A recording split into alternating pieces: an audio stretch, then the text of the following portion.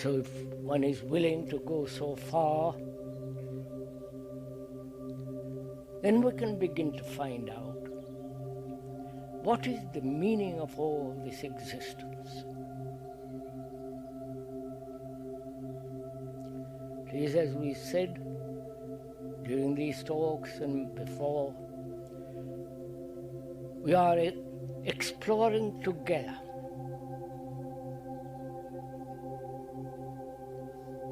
We are sharing our explorations together,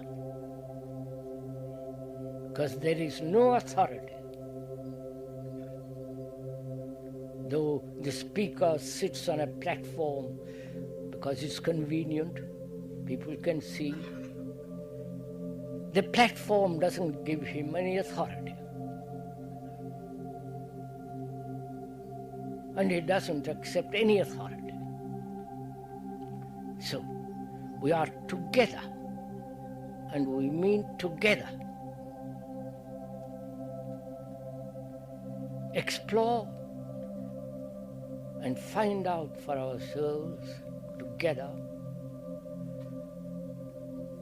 if there is any meaning to life at all.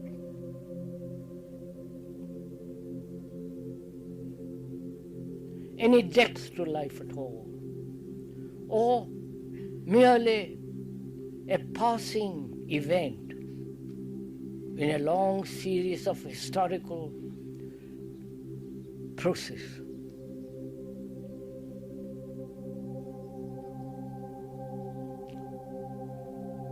So, to explore in any field, there must be freedom. Freedom to examine, so that in that very examination there is no distortion.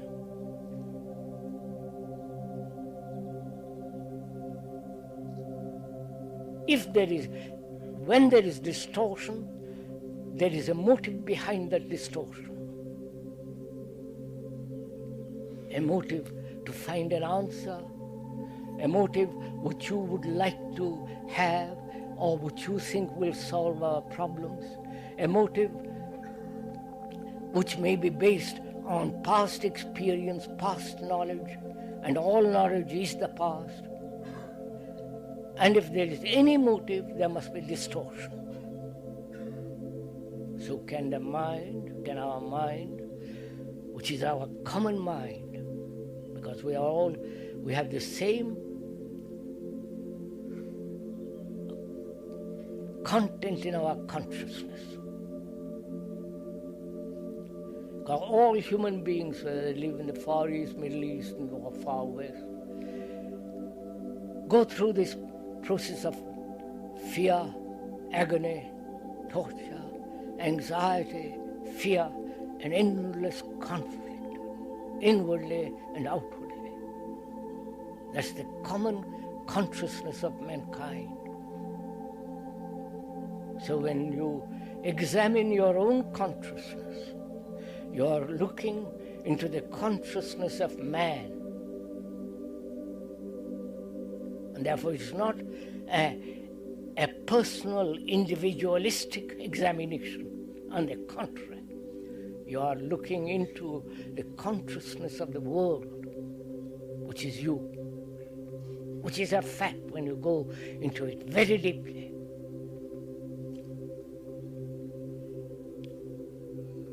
So a mind that is free, which is a tremendous demand,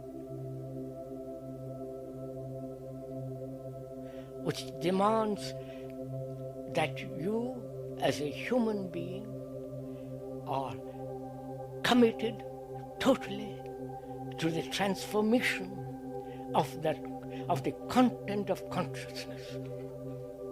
Because the content make the consciousness. And we are concerned with the transformation, with the total psychological revolution of this consciousness. And to explore it, you need great energy.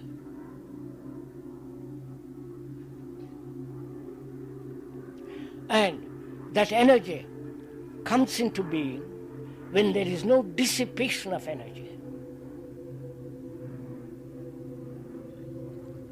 One dissipates through trying to overcome what is, to deny what is, to escape from what is, or to say or analyze what is. Because the analyzer, as we said during all these many talks for many years, the analyzer is the analyzed. Analyzer is not different from that which he analyzes. When you are envious or angry or greedy, whatever it is,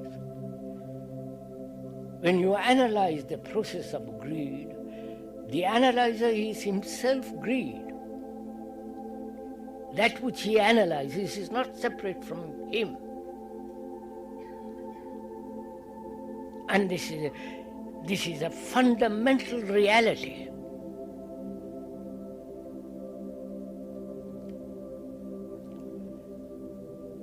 So, we are asking, what is the meaning and the significance of life, if there is any at all?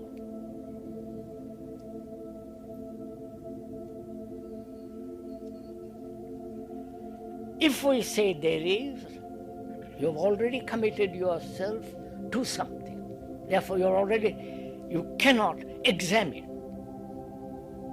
You've already started with distortion. Or if you say there is nothing, no meaning to life, that also is another form of distortion. So one must be completely free of both the positive and the negative assertions.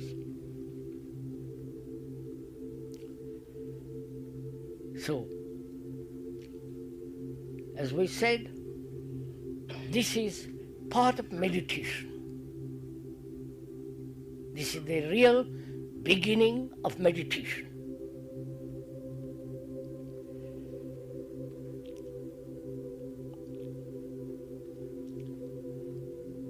The gurus that come over to this country from India and are springing up all over the world like so many mushrooms,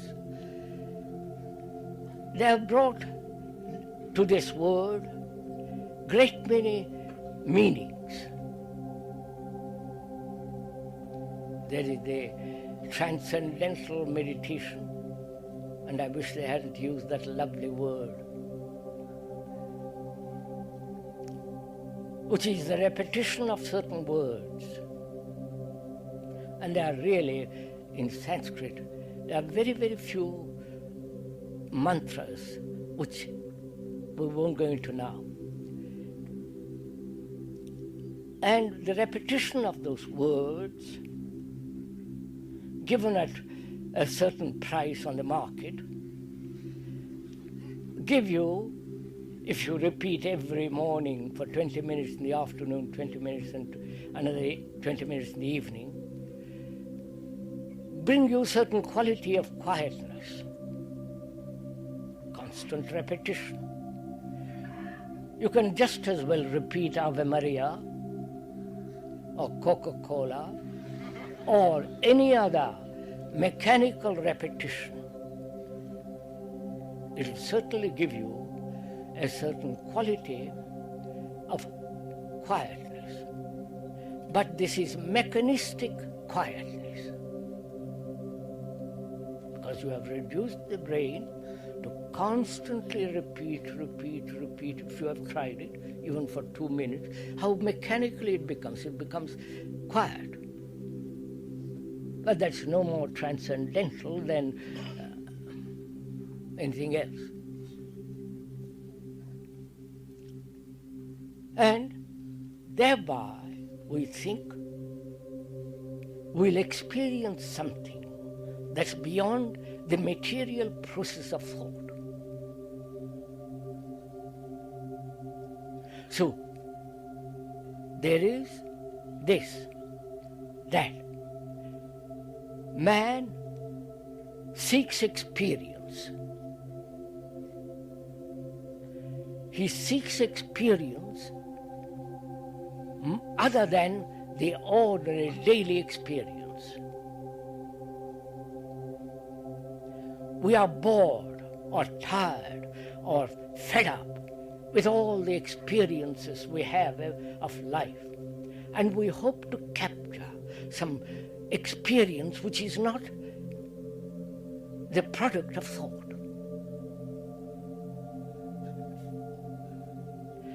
And to experience, the word means to go through. To go through with anything and end it, not remember it and carry it on. But we don't do that. To recognize an experience, you must have already known it. Otherwise, it's not new experience. So a mind that demands experience, please listen to this, more other than the mere physical, psychological, everyday experience, that demands something far greater and above all this.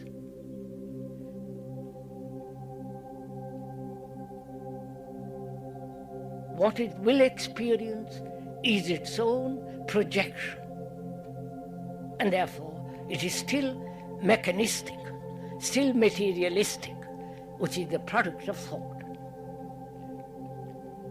So, when you do not demand any experience,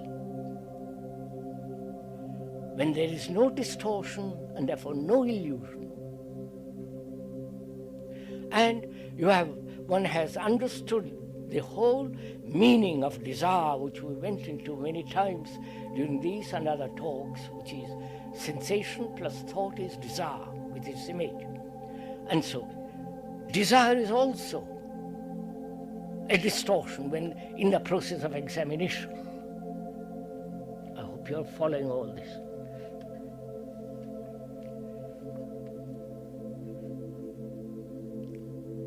Then only the mind, the whole structure of consciousness,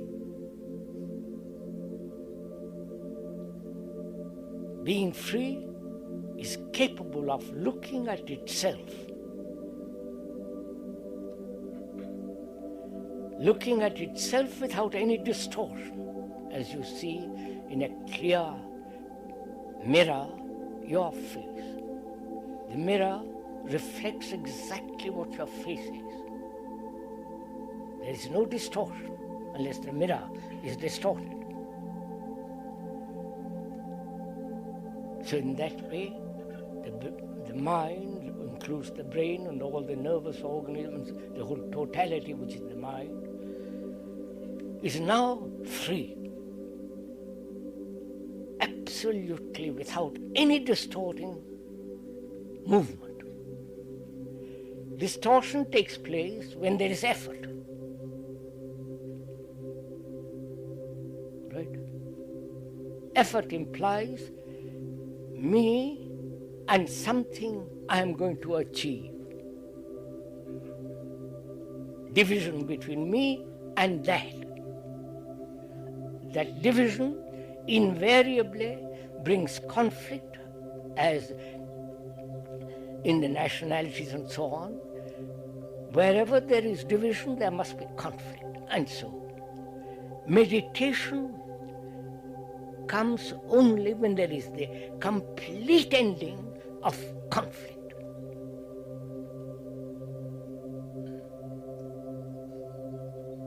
Therefore, every other form of meditation where there is effort, practice, control, has no meaning.